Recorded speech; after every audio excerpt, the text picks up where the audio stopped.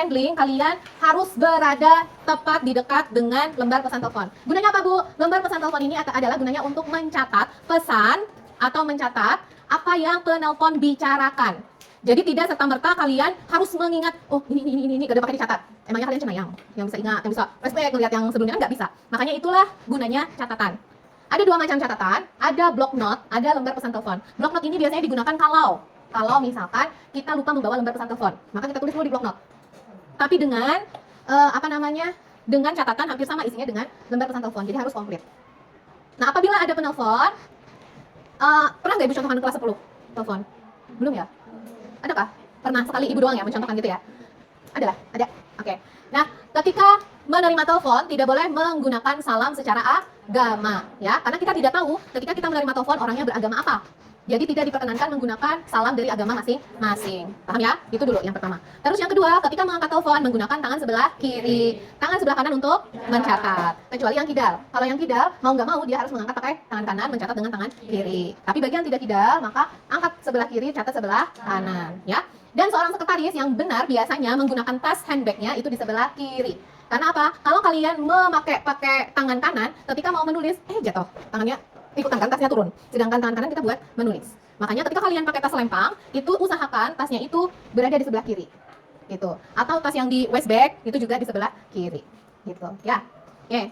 Terus ketika menerima telepon, ada dering telepon. Nah, mungkin kan telepon nggak berdering kita angkat. Ya. Nah, ketika berdering, angkat teleponnya. Ya. Kalau paling tidak ketika dering ketiga. Kadang dering pertama kalian takut itu bukan benar-benar telepon. Siapa tahu cuma miss call. Jadi dering ketiga memastikan dia benar-benar telepon nih.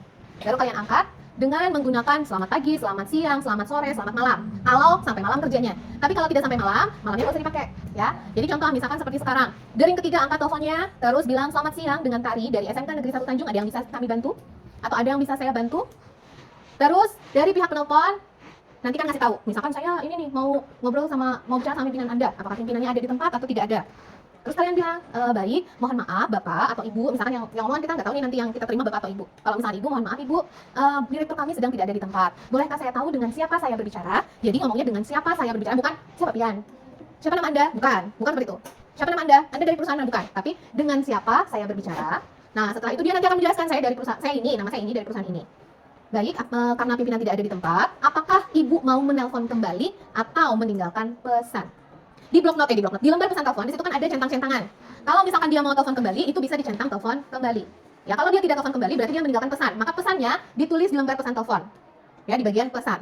Jadi misalkan, baik saya akan meninggalkan pesan saja. Tolong misalkan kasih tahu sama pimpinannya bahwa jangan lupa untuk hadir pada tanggal misalkan 5 Februari 2024 ke acara peresmian misalkan perusahaan cabang dari yang penelpon itu tadi.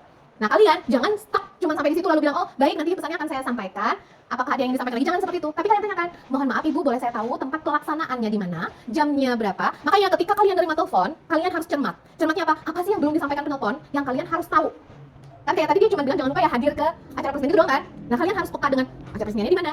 Nggak mungkin kan kalian nyatet di situ cuma peresmian terus ngasih tahu pimpinan, Pak, ini ada acara peresmian dari PT ini. Padahal kan PT itu cabangnya kan beda alamat sama PT yang menelpon itu, karena cabang yang dibuka. Masa ya kayak gitu pimpinannya bingung dong, mau aku disuruh mana sih? Ya kan? Bingung. Terus akhirnya jam berapa?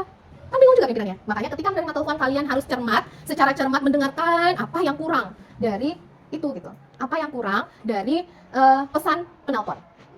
Maka kalau kalian sudah tahu apa yang kurang, kalian tanyakan, ya. Dengan seperti itu tadi kayak mohon maaf Ibu, untuk acara peresmiannya itu acaranya di mana dan jam berapa?